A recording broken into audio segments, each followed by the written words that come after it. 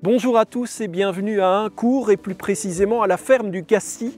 On va faire la rencontre aujourd'hui de Gabriel Van Parijs. Il va nous parler de petits alliés un peu spéciaux qu'il utilise pour aider à la production de ses fruits et légumes. Alors suivez-moi, on va à sa rencontre. Bonjour Gabriel. Bonjour François. Comment vas-tu? Bien, merci. Je vois plein d'arbres ici, plein de poiriers. C'est magnifique. C'est à toi tout ça? Alors oui, on a eu la chance, l'opportunité de reprendre le verger ici en 2013. C'est un projet qui, tant à mon frère qu'à moi, nous tenait fort à cœur. Et donc on a une grande partie au niveau de la surface de production, c'est pommes poires, avec un peu de cerises, un peu de prunes.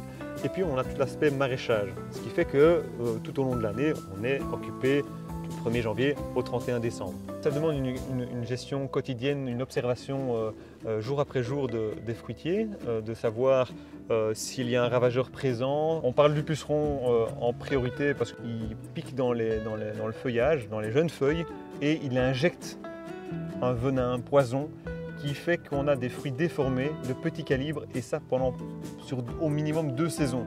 Et pour justement la prédation du puceron, il existe des insectes? Il y en a un majeur dont il est question, c'est le perce-oreille, le forficule, qui va manger le puceron, et donc nous on essaie de le favoriser en mettant des nichoirs. Pour le faire hiverner directement dans la végétation durant l'hiver, pour qu'il soit dès le printemps, dès les beaux jours, prêt à travailler contre le puceron. C'est difficile à construire? Non, pas besoin de grande formation pour le fabriquer.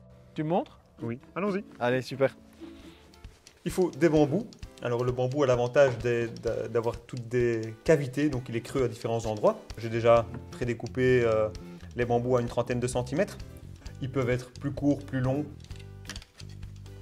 Ce qui est important à faire, c'est que les bambous soient vraiment bien ficelés, bien serrés. Ça tient assez bien et ça dure plusieurs saisons sans aucun problème. Tu m'as parlé beaucoup du perce-oreille. Il y a d'autres insectes qu'il faut essayer d'attirer dans un verger ou dans un champ? On a les osmies, les abeilles solitaires, qui elles ont un rôle prépondérant au sein du verger, parce qu'elles vont vraiment travailler de façon très locale. Et puis revenir pondre à l'endroit où elles sont sorties. Pour les fruits, c'est vraiment important de les avoir? Pour les fruits, c'est vraiment important parce que globalement, pas de pollinisation, pas de fruits. On va mettre des nichoirs pour les favoriser, pour favoriser un habitat dans lequel elles se sentiront bien et qu'elles pourront se développer. C'est globalement une boîte dans laquelle on va venir insérer des petits tubes comme ça. Ce sont des tubes de 10 cm avec, dans lequel on a fait un trou de 8 à 12 mm. Et donc l'abeille va venir s'insérer jusque dans le fond, va pondre un premier œuf. Elle va venir recouvrir et elle va pondre un deuxième œuf. Et ainsi de suite jusqu'à arriver à colmater l'ensemble du tube. Et donc ça veut dire que le premier œuf pondu va être le dernier à sortir.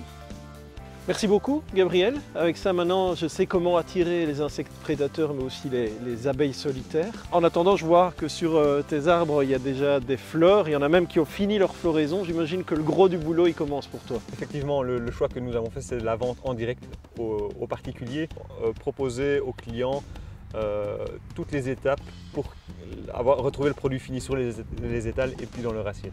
Me voilà prêt à accueillir des abeilles et des insectes prédateurs, comme quoi aider la nature et elle vous aide toujours en retour. On remercie Gabriel Van Parijs de la ferme du Gassy pour tous ses conseils très précieux et moi je vous dis à bientôt pour un autre tuto.